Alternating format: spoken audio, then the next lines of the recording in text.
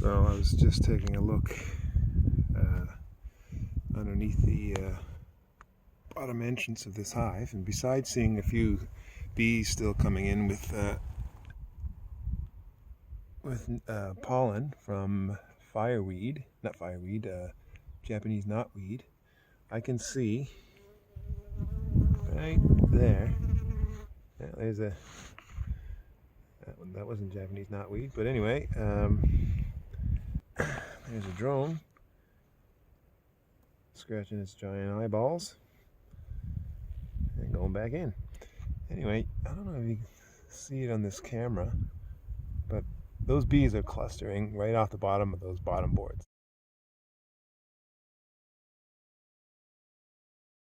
And I love that. That's 100% what I want to see going into winter. I want to see just big balls of bees down here clustering. I want the honey up here, and I want the bees clustering down here. Let's just pop open a cork. I can't see anything with this camera, but I can see with my eyeballs there are bees right there. Anyway, probably down here too. Yeah, there's one. They're just clustering. They're not doing much today. I'm not sold on the old. Let's grab that drone just for fun. Oh, got away. I'm not sold on the holes in the supers thing. I've heard good and bad things about it. I don't know if I'm noticing a huge difference with the holes. Some people say that if you have a honey super up here with a hole in the super, the bees don't make honey around that hole and you lose some honey. Whereas other people will say holes in the honey supers are crucial for the bees to make honey, and lots of it, because they have quicker access to the honey supers, and they just go in and drop it off instead of having to go in and drop it off, and then the bees that are taking the nectar have to climb all the way up to the top of the hive.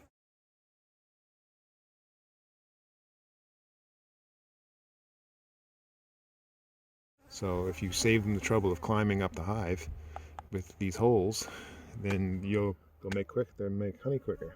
But so I've heard completely opposing views on that whole method, and I don't know what to think either way, because I think it was last summer I had a couple hives that had holes drilled in all the honey supers, and the holes going right up the top of the hives, and a top entrance, and they completely ignored they just occasionally went in through the holes, but for the most part they just ignored it.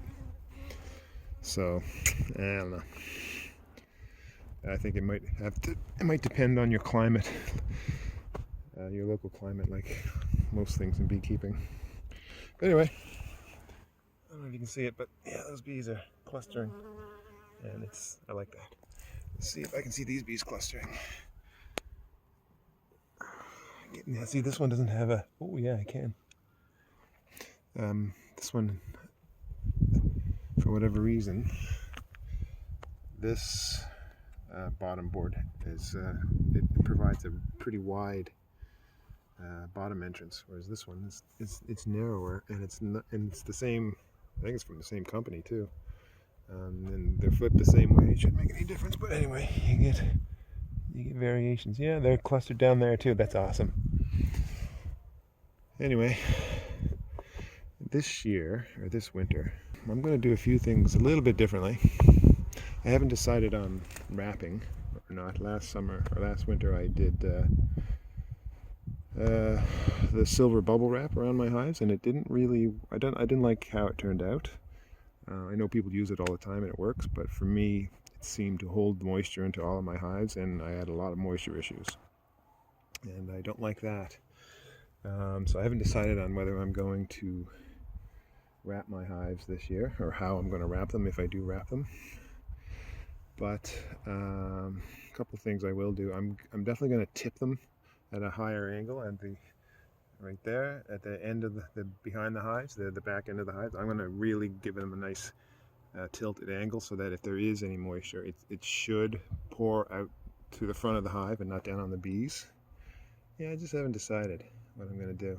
I think I'm just going to gauge how the bees are reacting right now to the cold and decide what to do.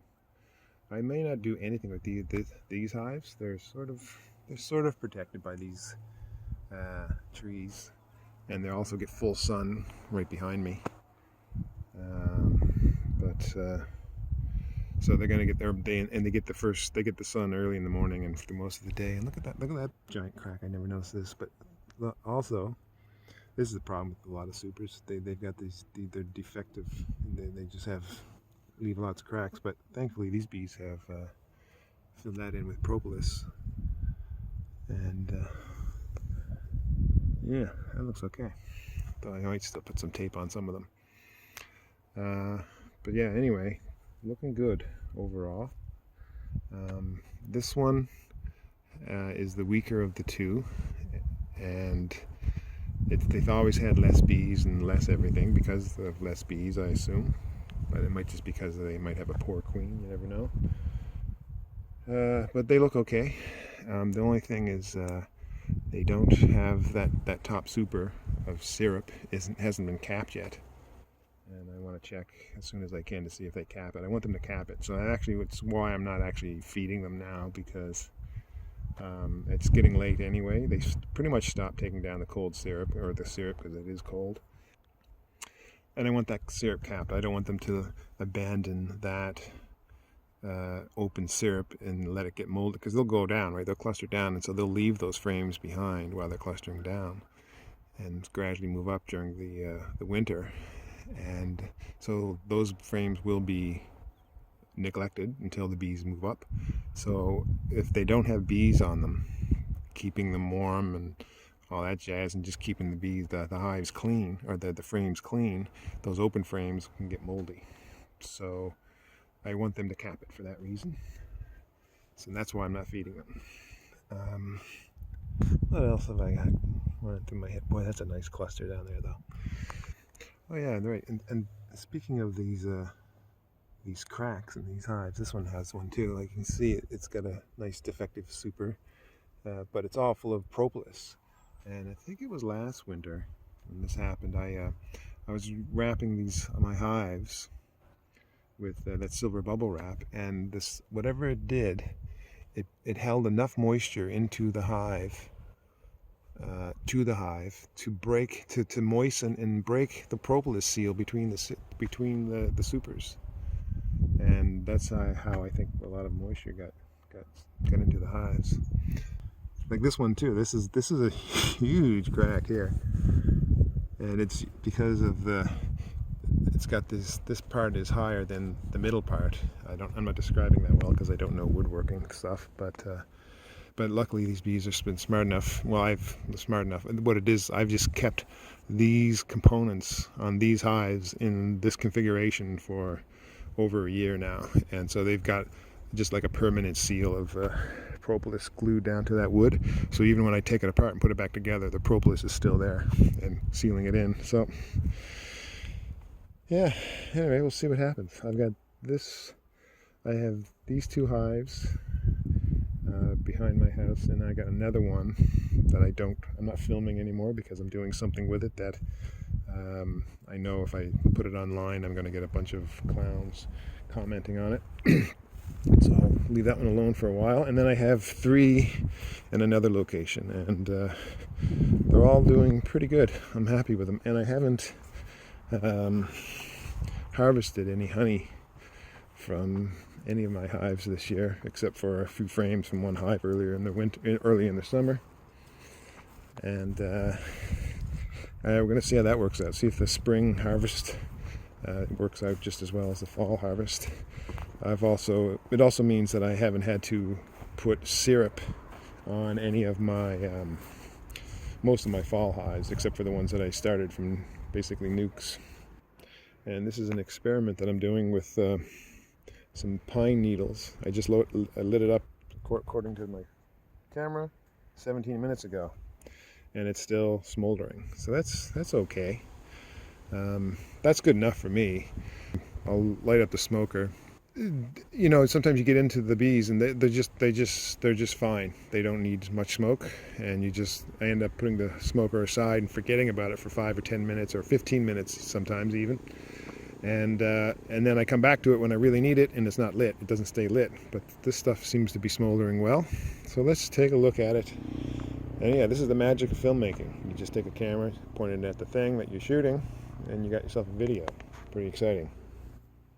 Pretty amazing stuff.